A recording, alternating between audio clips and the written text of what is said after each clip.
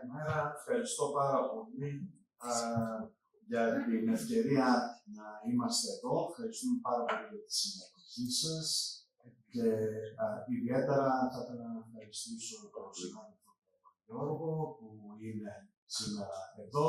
It's a great pleasure, George. Thank you so much for being here. I really appreciate that. We have some guest invited colleagues here, so in due respect, I would like to make my presentation in English if I can. All right, thank you. So it's a great pleasure, and it's always so much fun being within or outside Athens, because as you heard, most of our activities center around Athens. But we really, and that's really what ASHRAE is all about, we really need to communicate and reach out to all our colleagues really outside the main hubs. One of the things, before I get into my presentation, just maybe I will just reach back to Greek again. Έχει πολύ μεγάλη σημασία αυτό το οποίο ακούσατε πριν. Μην ερμηνευτεί τώρα άλλη μια υποχρέωση. Με την ASHRAE, ιδιαίτερα το τι κάνει το ελληνικό παράδειγμα, είναι όλα ανοιχτά. Είναι όλα διαθέσιμα ηλεκτρονικά. Αν θα μπορούσα να ζητήσω ένα πράγμα από όλους τους συναδέλφους, είναι όταν θα επιστρέψετε σήμερα που θα μπείτε πάλι στο ρυθμό των επαγγελματικών, βεβαιωθείτε ότι θα δουλεύετε τουλάχιστον ASHRAE.gr, που είναι του ελληνικού παραδείγματος, για να ανοιχτεί μπροστά σας ό,τι έχει γίνει και ό,τι παρουσίασε όλα αυτά τα σημαντικά δράσεις, υλικό παρουσίαση, είναι όλα διαθέσιμα στο παιδί. Ανοιχτά. Δεν χρειάζεται να κάνετε τίποτα άλλο παρά μόνο να χτυπήσετε το ASHRAE.gr και να δείτε παρουσιάσεις, όχι μόνο το οπτικό υλικό, αλλά μάλλον τις παρουσιάσεις σε PowerPoint, αλλά και τα βίντεο. Όλα είναι, δηλαδή να μεταφερθείτε και να συμμετάσχετε στο τι έχει προηγηθεί, που καλύπτει ένα τεράστιο αριθμό διαφορετικών περιοχών, θυμάτων, που νομίζω ότι θα βρείτε αυτά τα οποία θα σας ενδιαφέρουν. Ελπίζω να το κάνετε και θα βρείτε κερδισμένοι. What we're going to be presenting in the first group of presentations about standards, about what do we have in terms of standardized procedures in order to address some of our issues problems. And one of the big problems that we have is related one way or another with energy. Now, this sets at the core of what we're talking about. And you've seen this so many times, but I want to just underline the fact that this breakdown identifies where the problem is. And if we want to address this challenge, address this problem, we have to first define where the source is. So, guess what? Buildings, the building sector is really taking about half of the energy we use. About half. If you want to be accurate, it's about 40%. But imagine what we're talking about addresses the problem, half of the problem. And on one hand, we have energy, and what do we have on the other hand? The environment, the environmental impacts, the emissions that trigger, and we start then all the other problems, impacts that we all suffer from. So, having identified what is the part of the problem, both in terms of the energy, both in terms of the environment, then we're on track to start really looking at the solutions. And now we're going to be looking how we can do it, how we can quantify this. Now, this information, especially on the environmental side, it will take from your part just some more careful examination of why or how do we come up with this and quantify this figures. It's not easy. First of all, with buildings, we have two contributors. And this is important to set because that's how we're going to be treating them in terms of the calculations. We have two parts that mainly contributed. The operational, how much energy we use to operate our buildings, and then also to construct our buildings. All right, so these are two ends, two contributions that will come all together. Also, you need to pay special attention when you look at the environmental impacts and look at the breakdowns, that usually they're not straightforward with the energy breakdown, because when we're looking at how much energy the buildings use, they're talking about how much they use in terms of the electricity and the heat at the building site, how much oil, natural gas you burn at your building.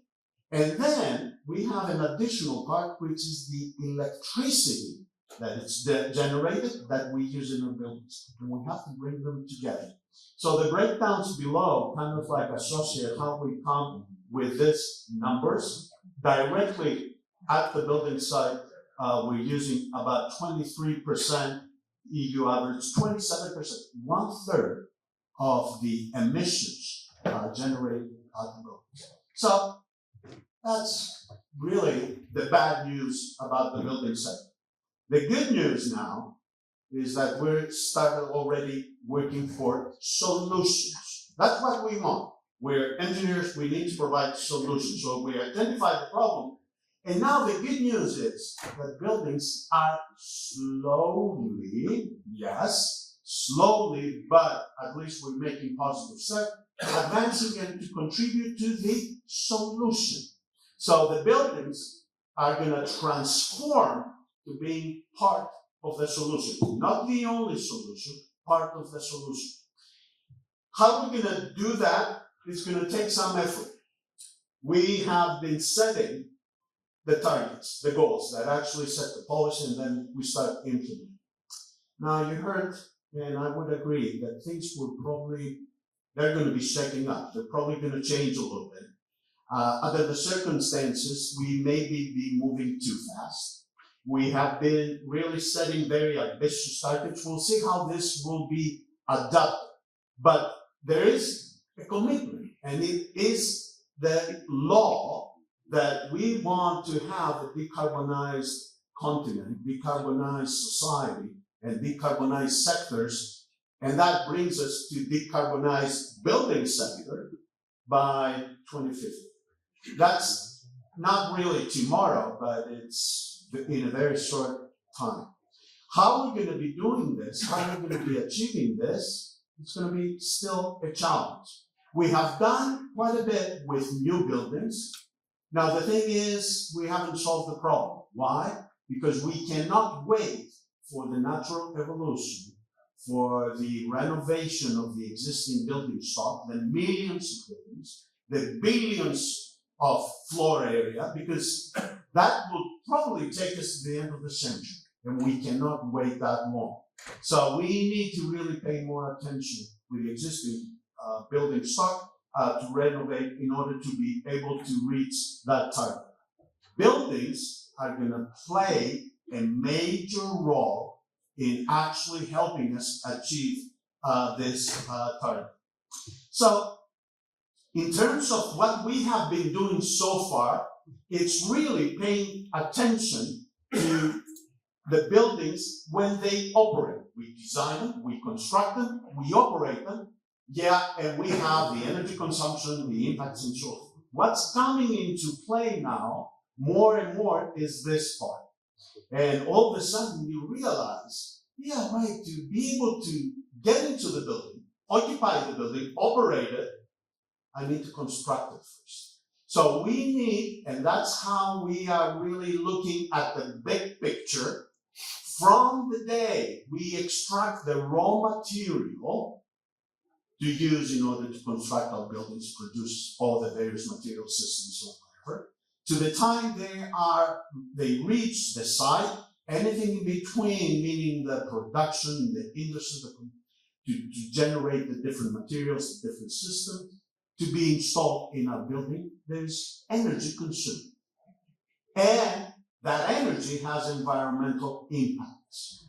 And also, another thing that we need to pay attention to is that after the building construction, then for the lifetime, we're going to also have energy that's going to be used to replace the materials we're going to be putting into the buildings, to replace the equipment, the systems that due to their specific lifetime, they reach the end of their lifetime, they need to be replaced. So this is going to be a recurrent process. Looking at the life cycle of the building is the new reality. It's already part of the legislation.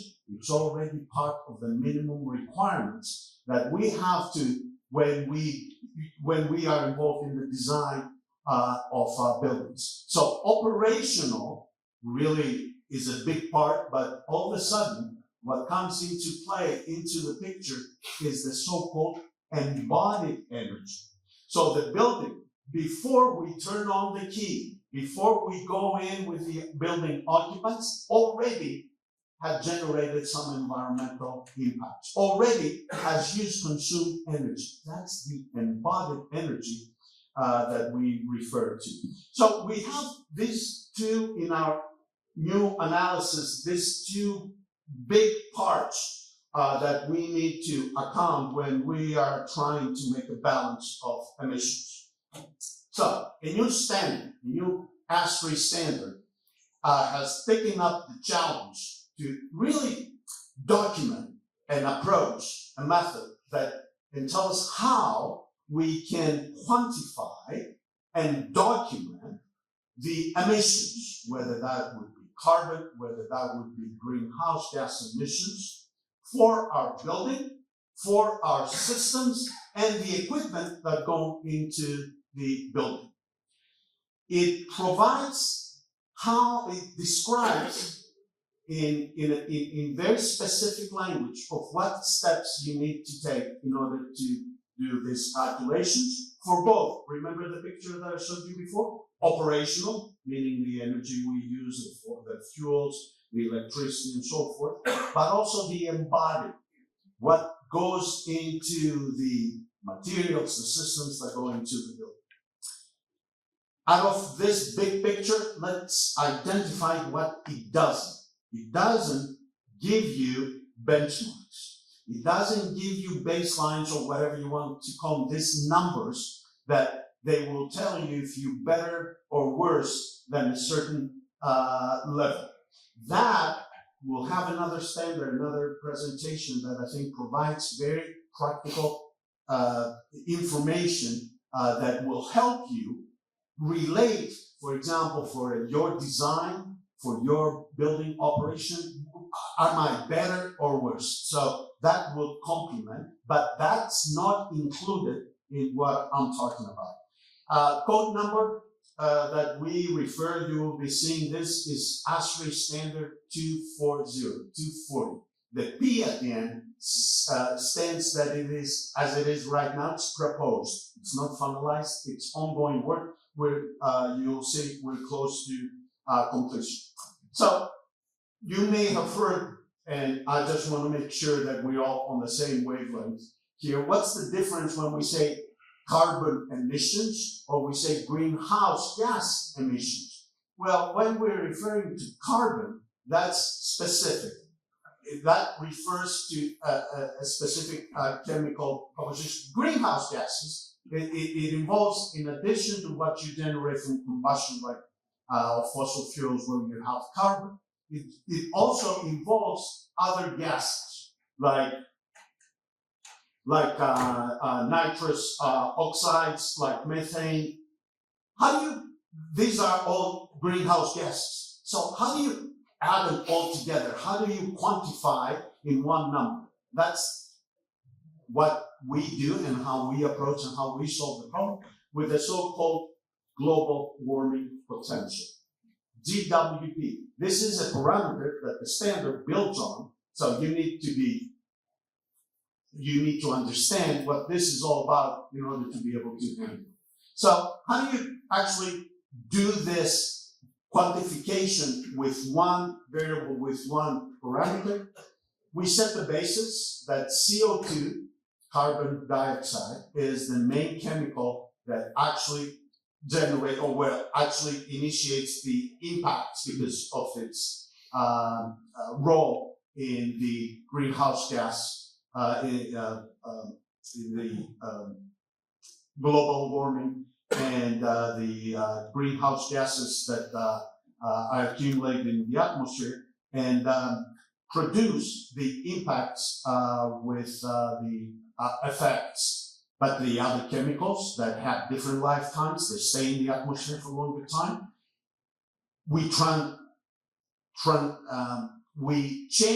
we put them on the same basis by quantifying with CO2 equivalents. So the number is, if I have a quantity of nitrous oxide, if I have a quantity of methane, what's the equivalent of CO2 that would produce the same effect if they would stay for the same time in the atmosphere? Doing so, we don't have to worry about this in terms of generating this information, because the UN task force has done a lot of work, has generated, and we have this information in terms of really being able to make and put it all into the same basis.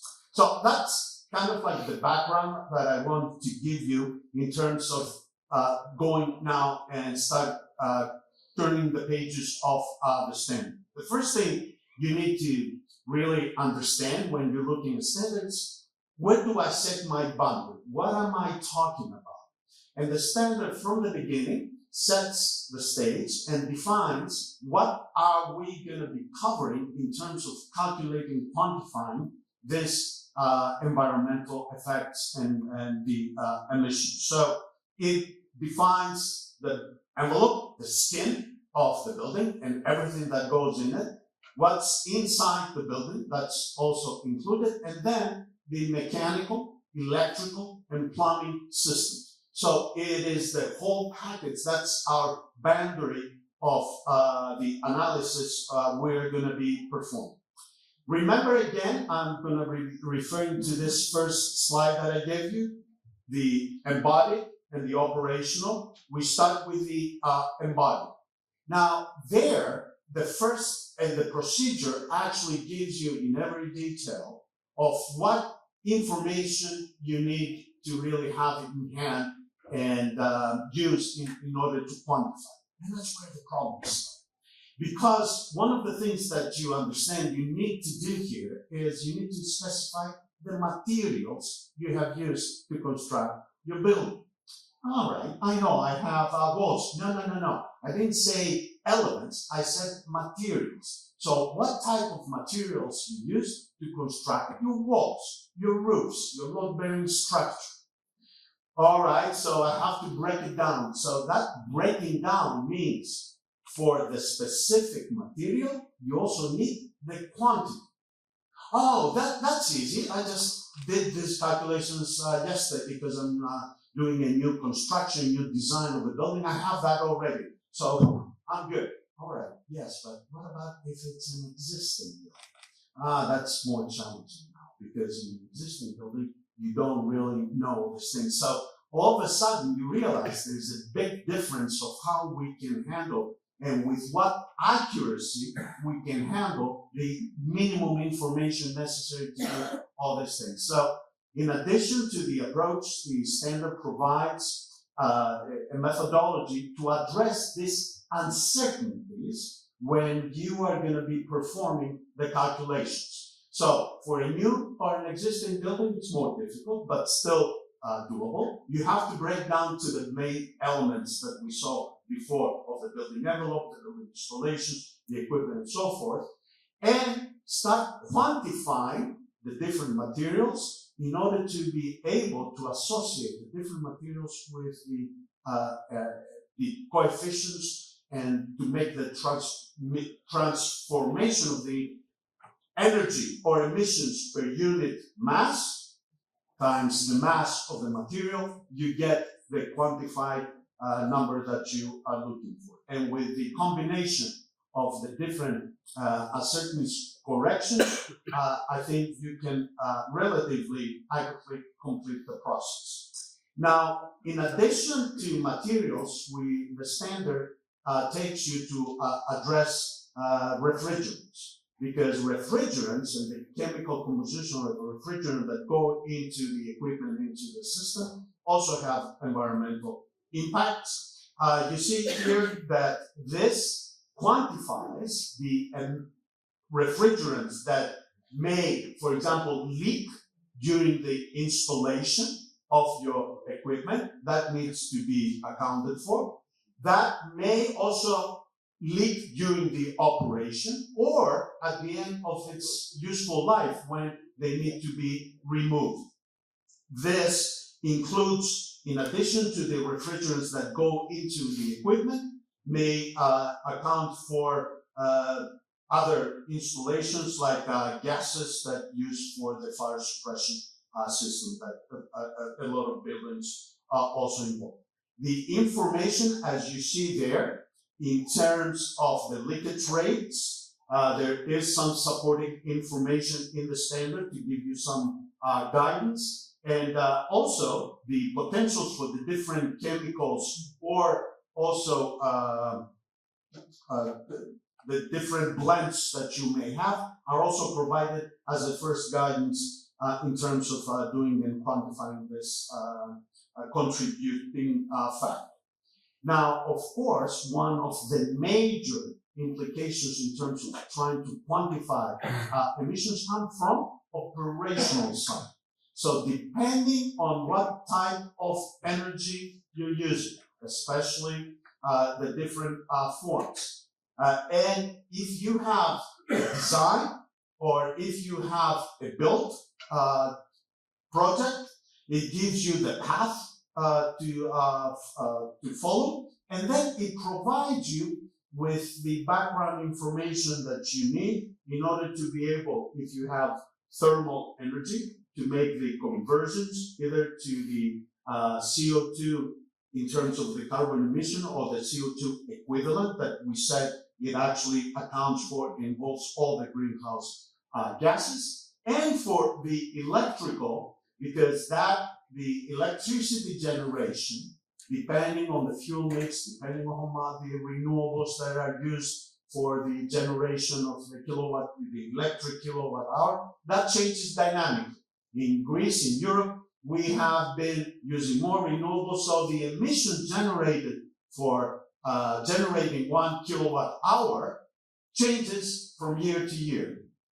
That has to be taken into account, and also the standard provides really valuable information. It comes from the US, of course, so that one may say, well, it's limited, how does that apply? It's true. If you want to be more accurate and apply this in Europe or other parts of the world, you have to adapt this information, but the good thing with the resources that usually is available from the US is that it gives you a starting point of really looking at the trend. For example, the trend of how these emissions from the power generating grid, because of the integration of more renewables, will evolve not only in, or what is the value today, but how it will evolve in the future. So it gives you a projection and the ability to make this calculation more realistic for the lifetime of the building.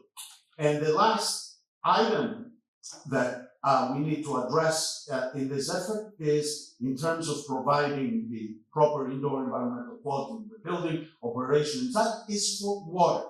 Water, and especially for like applications or building typologies like hotels, can be a big part of its operation, both in terms of getting the fresh water, especially if you have desalination, there's a lot of energy being consumed and associated with actually preparing fresh water, but also for the waste. So for big installations, this type of information on how much energy we use in terms of treating and using water, fresh water, and taking care of the wastewater, it can be a contributor.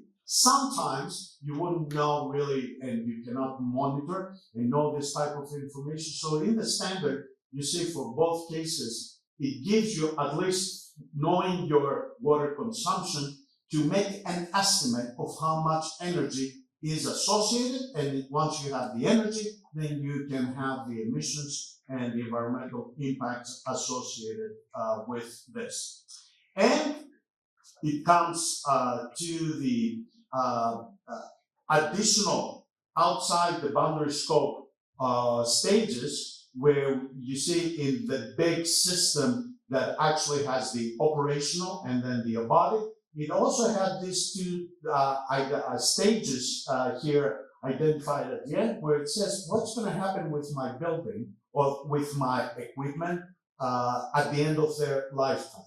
Progressively, we're getting these labels, this information that come from manufacturers, where they also include this type of information, the recovery, reuse, and recycling potential. If that information is available from there, then we can also account for that. And also what's going to happen with regard to some of the energy that can be exported. For example, if you have photovoltaics generating energy and exporting it, not using it for your building, how to account that in your overall approach.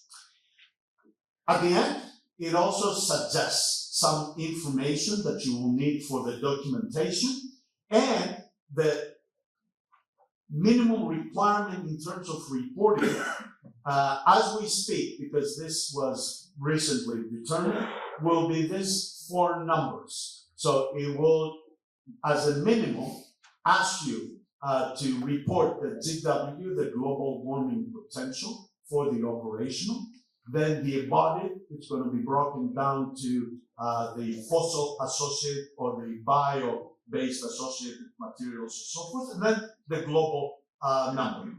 Now, it was interesting, that's the high-level presentation of the standard. It was interesting when it was mentioned before that we can all get involved and engage in the process of whatever ASHRAE does. It was referred that you can get involved with technical committees and so forth. Also, you get to know what's coming out of ASHRAE because everything is public. So whenever this work reaches a stage where it's mature enough, it goes out to the public, to all of us, for comments. That's the process that ASHRAE follows. The first public review went out last about this time. Ever since then, the committee responsible for the standard, guess what? They have been working trying to address our comments. Whatever it was sent in, what is it? 735 comments were submitted for that standard. Ever since, we're trying to address each one of them. And we're just about at the stage where the new revised version is going to come out again for public review. It will be your opportunity to look at this standard in more detail. It will be your opportunity with your expertise to comment. So how do you do that? Well, that means you have to really follow and get to know what's the program, the schedule. That is announced where? On ASHRAE website, and you can get a notification in front of your PC that something that interests you is out there for you to look and review.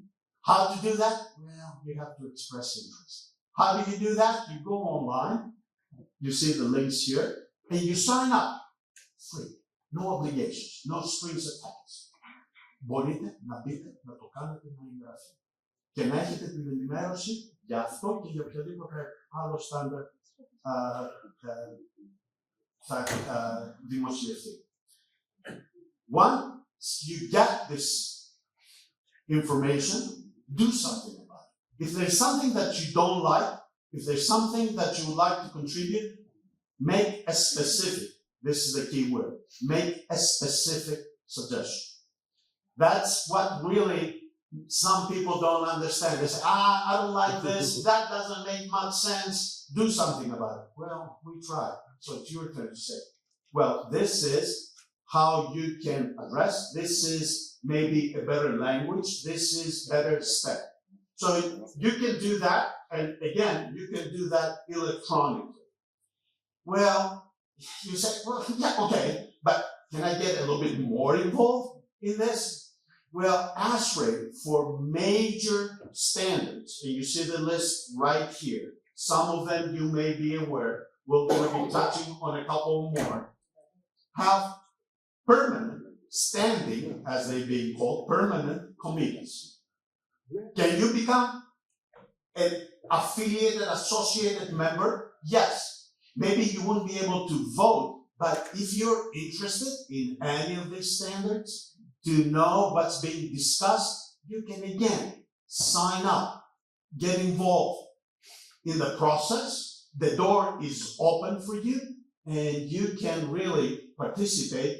Most of these meetings are done electronically, so you don't even need to travel anywhere. They will invite you, they will let you in, you will let you participate, attend, and learn, and be one step ahead of everybody with no obligations, no strings attached. You may also be interested, yeah, I'm not sure. Well, I'm not sure what's in there. It sounds interesting. This standard that I presented, it's the next day. It's not available yet, other than for the public review. If something resonated with what you're working on or what you would like to learn, well, at least monitor when it comes out for public review. You will have the draft standard as it stands in your hands. But if you also want to look at some of the existing standards, they are online, available for view only. You cannot download it, you cannot start printing, copying, but at least you can look at the content. So this is a great resource. Most of the flagship standards that are being used in code by ASHRAE are available online, open for you. But of course, if anything, I would suggest you take the first step, which is to join ASHRAE, to really start benefiting, get all this wealth of information in your hands, on your desk, to help you with your daily work. Thank you so much for your attention, and if there are any questions.